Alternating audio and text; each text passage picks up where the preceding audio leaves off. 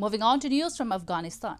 The United Nations mission in Afghanistan UNAMA has released a report outlining the human rights situation prevailing in Afghanistan over 10 months since the Taliban takeover.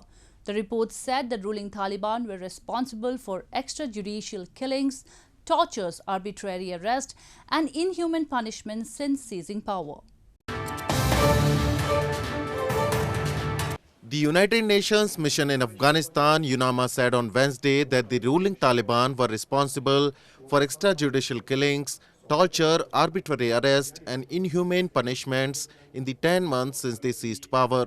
The UNAMA report said the violations were targeted at a number of groups, including those associated with the ousted government, human rights defenders and journalists.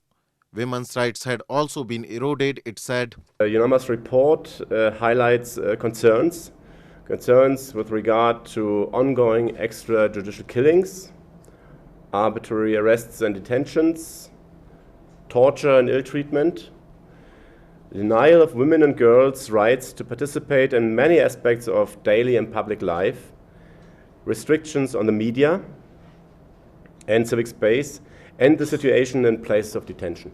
Zabiullah Mujahid, a Taliban government spokesperson, however, rejected the report's findings, calling them baseless.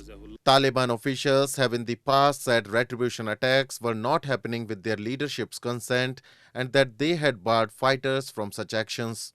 While the statement acknowledged steps taken by Taliban authorities apparently aimed at protecting human rights, as well as a significant reductions in armed violence, it said authorities also bear responsibility.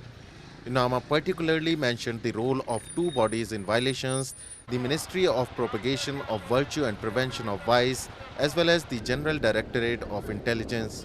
The report said the hardest hit victims were those associated with the former government and its security forces.